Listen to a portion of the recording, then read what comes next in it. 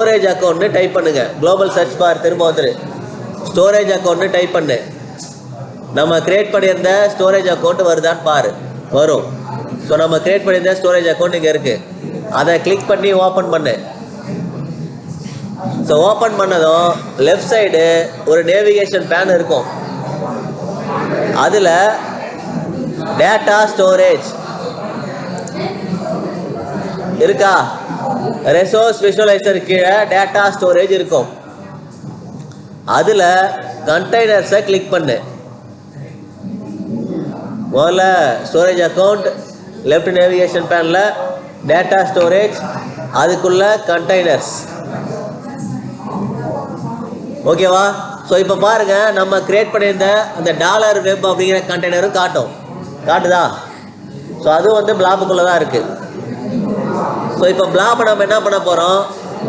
ஒரு data ஸ்டோரேஜாக use பண்ண போகிறோம். ஓகேவா? நான் என்ன பண்ணுறேன், ஆடு கண்டெய்னர்னா ஃபோல்டர் தான். ஸோ ஃபோல்டர் ஒன்று கிரியேட் பண்ணிக்கிறோம். நான் ஆடு கண்டெய்னரை கிளிக் பண்ணிக்கிறேன். ஸோ கிளிக் பண்ணதும் ஒரு நேம் கேட்கும். ஸோ நம்ம ஒரு ஃபோல்டர் நேம் கொடுக்குறோம். என்ன நேம் கொடுக்குறேன் அப்படின்னா,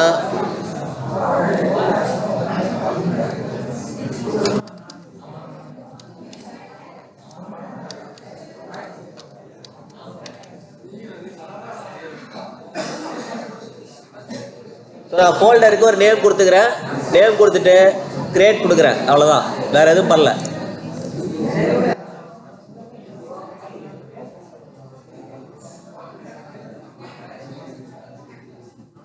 ஓகேவா? இப்போ நம்ம கிரியேட் பண்ண ஸ்டோரேஜ் இங்கே கிரியேட் ஆகிருக்கும். அந்த ஃபோல்டர் கிரியேட் ஆகிடுச்சா? உங்களுக்கு உடனே காட்டல அப்படின்னா ரெஃப்ரெஷ் கொடுத்தீங்கன்னா காட்டும். சில பேருக்கு உடனே ரெஃப்ளெக்ட் ஆகாது. ரெஃப்ரெஷ் கொடுங்க, அந்த ஸ்டோரேஜோட நேம் இங்கே காட்டும். ஸோ இங்கே அந்த ஸ்டோரேஜை ஓப்பன் பண்ணு. கிளிக் பண்ணி அந்த லிங்கை ஓப்பன் பண்ணுங்க. ஸோ இங்கே பாரு, இப்போ நமக்கு அப்லோட் ஆப்ஷன் இருக்குது. நான் என்ன பண்ண போகிறேன் அப்படின்னா, அன்ஸ்ட்ரக்சர்ட் டேட்டா தான் இங்கே ஸ்டோர் பண்ணும். ஸோ எல்லா அன்ஸ்ட்ரக்சர்ட் டேட்டாவும் ஸ்டோர் பண்ண முடியுதான்னு செக் பண்ண போகிறேன். ஸோ ஒரு word file, Excel file, PDF file, audio, video, so இந்த மாதிரி எல்லா ஃபைல் டைப்பையும் இங்கே அப்லோட் பண்ணுறோம். ஓகேவா? ஸோ அப்படி உங்கள் சிஸ்டமில் இருக்கிற எல்லா ஃபைல் டைப்பையும் அப்லோட் பண்ணு. நான் அப்லோடு போகிறேன். அப்லோடு போயிட்டு சேம் அதே ஆப்ஷன் தான், ப்ரௌஸ் ஃபார் ஃபைல்ஸ். ஸோ என்கிட்ட நான் லேபுக்குனே தனியாக ஒரு ஃபோல்டர் வச்சுருக்கேன். ஸோ அதை நான் ஓப்பன் பண்ணிக்கிறேன்.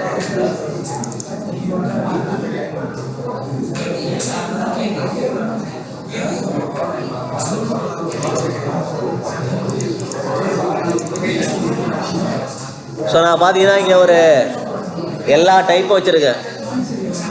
வேர்டில் ஆரம்பித்து டெக்ஸ்ட் ஃபைல்லேருந்து HTML ஃபைல், வீடியோ எல்லாத்தையுமே அப்லோட் பண்ணுறேன்.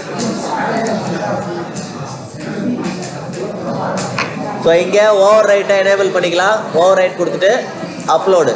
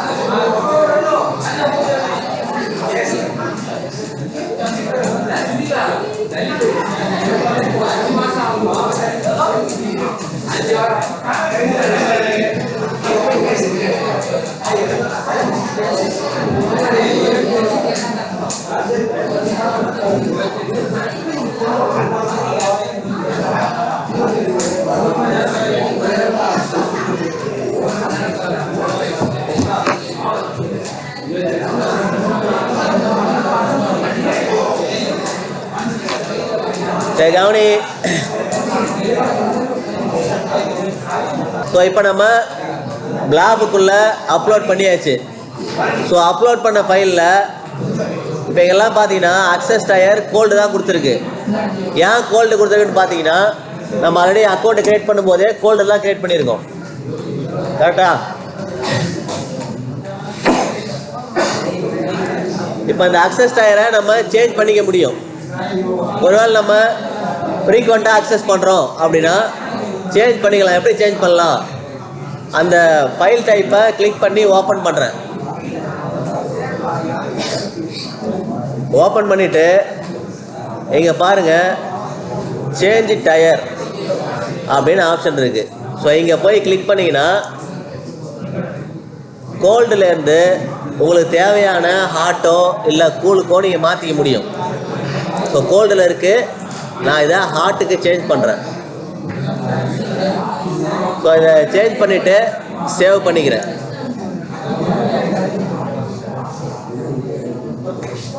ஸோ இப்போ நீங்கள் போய் பார்த்தீங்கன்னா இந்த ஃபைல் டைப்பு ஹாட்டுக்கு மாறி இருக்கும். ஓகேவா? ஸோ இப்போ நம்ம க்ளவுடில் நம்ம டேட்டா இருக்குது. இந்த டேட்டாவை டெலீட் பண்ணிக்கலாம், காப்பி பண்ணலாம், ரீநேம் பண்ணலாம். ஸோ எல்லா ஆப்ஷனுமே உங்களுக்கு இங்கேயே இருக்குது. ஒருவேளை நீங்கள் தப்பான ஃபைலை அப்லோட் பண்ணிட்டீங்க, தேவையில்லை அப்படின்னா டெலீட்டும் பண்ணிக்கலாம். ஸோ அந்த ஃபைலை ரீநேம் பண்ணாலும் பண்ணிக்க முடியும்.